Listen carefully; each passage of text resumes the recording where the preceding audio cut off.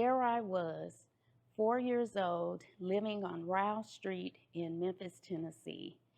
My father worked at the bank and my mom was a homemaker. I vividly remember drawing my favorite characters, which were Big Bird, Bert, and Ernie from Sesame Street, as I watched the program. In fact, my mom has always said that I've been very, very creative since a very young age, and she even still has some of those drawings from back in the day. This has followed me throughout my life. Now, fast forward, and it's 40 plus years later, and I'm still a creative and an artist using my skills as a creative consultant, speaker, and a published author.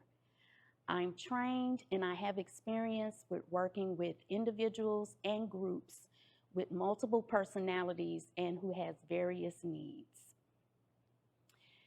This has helped me to become an expert at building teams, helping them to collaborate together and come together to receive a desired result.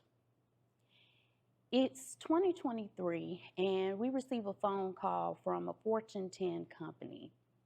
They need our help to help their employees improve performance and boost morale. And this was going to be between their work from home team as well as their on-site team using our creative program. We were able to help them improve their communication and help improve skill sets that were necessary for them to utilize in the workforce. And as a result, they were able to overcome those challenges and have an awesome improvement in performance.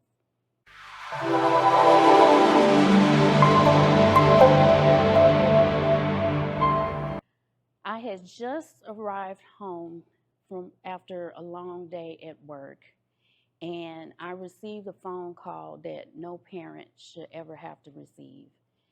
It was my son's girlfriend, and she says, "Trey has been shot." Fear and panic set in as my other son, Anthony, and I jump in the car to race over to the hospital.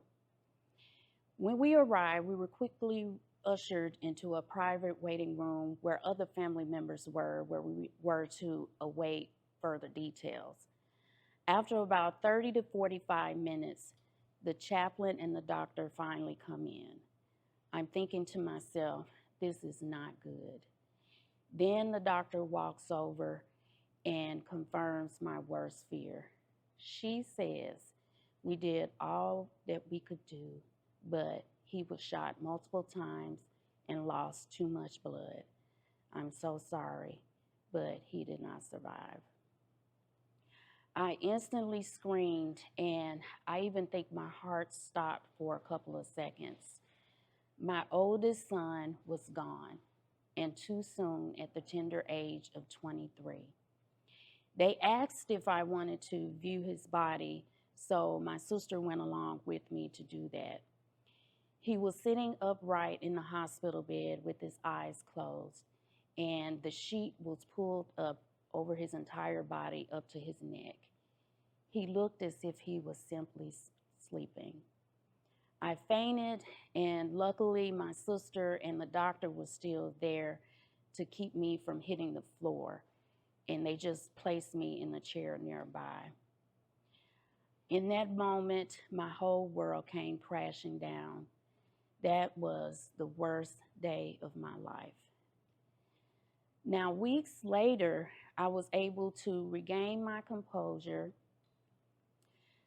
accept what had happened, and just deal with my grief. And I was able to do this with a lot of singing, and I did a lot of painting. Creative outlets have always been my happy place, and I was just naturally drawn to them. But even I was surprised at how quickly I bounced back from that event and just regained my peace of mind. It was in that moment that I truly understood the power of art and creativity.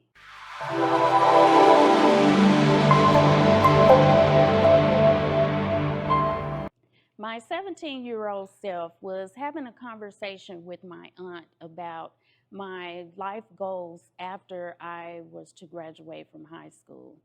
I was about to graduate from the Central High School in Memphis, Tennessee. Now, this wasn't any regular high school. In order to attend this school, you had to be accepted based on your previous grades and conduct in order to participate in the optional program and attend the AP college prep courses. I was fortunate enough to graduate in the top 10% of my class, and I had several college scholarships to boot.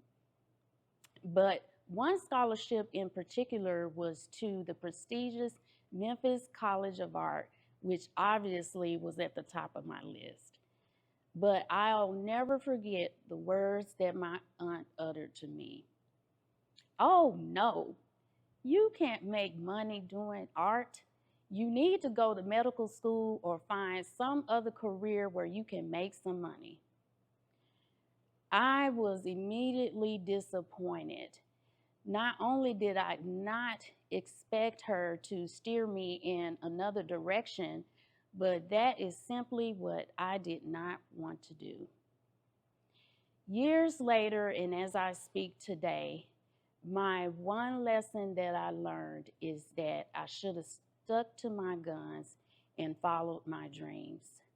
I was young and impressionable at the time, and I trusted the value that my family, in particularly the elders, had when it came to decision making. But at the end of the day, it was my decision. They only advised me based on their current experiences, but the world was vastly changing, and they simply just didn't know what they didn't know. But at the end of the day, like I said, it was my decision, and no one twisted my arm to go into a profession which ultimately did not bring me happiness or joy.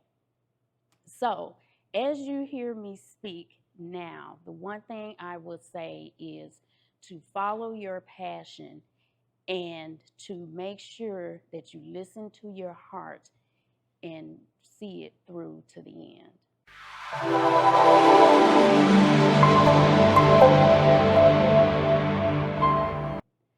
If I could talk to my 21-year-old self, these are the things that I would make sure I share. The first thing is to follow your dreams. We were always told to go to school, get a good job, and then live out the rest of your days on a nice retirement. Being an entrepreneur was not even in the conversation. But now, years later, I realize that it's even possible for you to be a full-time employee and to be an entrepreneur on the side part-time. All it takes is being strategic and learning a set of skill sets that will help you to accomplish those goals, even when times get rough, which leads me to my second point, which is to never give up. Over the years, I've worked for a lot of major corporations, but I never gave up on the dream of owning my own corporation. I've done that in the past and failed, even to the point where I had to file bankruptcy. But you know what? I learned a lot of lessons, and I still never gave up. Even now, as I've ventured into being an entrepreneur again, this time I'm being more strategic and improving my skill sets. In fact, having personal development and just having a positive attitude goes a long way. And last but not least, just believe in yourself. I know this sounds like a cliche, but everyone was born with a purpose, and it's our one job in life to make sure that it comes to fruition, period. We were just not here, put here on this earth to pay bills and die. So whatever you do, find out what your purpose is, do it on purpose, and see it comes to fruition.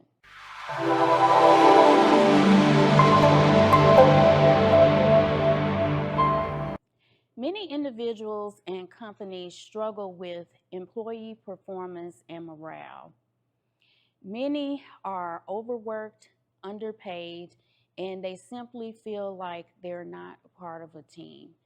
In the words of entrepreneur Robert Kiyosaki, workers work hard enough not to get fired, and employers pay just enough where they won't quit. Let me tell you about a healthcare company that reached out to us because they were simply stressed out and burnt out. They wanted a creative way to get back to their happy place. So we were able to come in and help them with our creativity program. We basically showed them how they can use creativity to improve their communication skills, how to de-stress, and how to even work on those skills critical to their environment in their workplace. As a result of participating in our program, they were able to see tangible improved results, and they are a lot happier for it.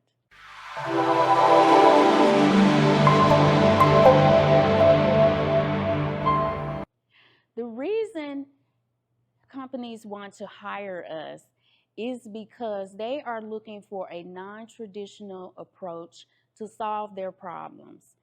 Team building events are all the rage now, but our unique and authentic spin that we place on it with our creative program is an absolute game changer. We have the ability to tailor our needs to what our clients want. We first do that by listening to them, finding out what their goals are, and then we work with them to make sure that those goals are achieved.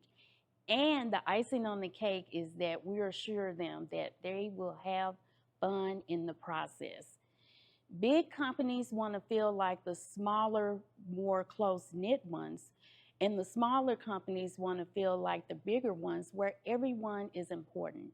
And we get the best of both worlds when we work with them. Our mission is to help as many clients and companies and individuals as possible to achieve these goals through our art team events. We strive to help our clients achieve their goals, and I love it, and we have fun in the process. But at the end of the day, we know that we are changing lives one company at a time. It is our purpose and our mission to make sure that everyone fulfills their dreams and goals. And it is our legacy that we want to leave for future generations to come.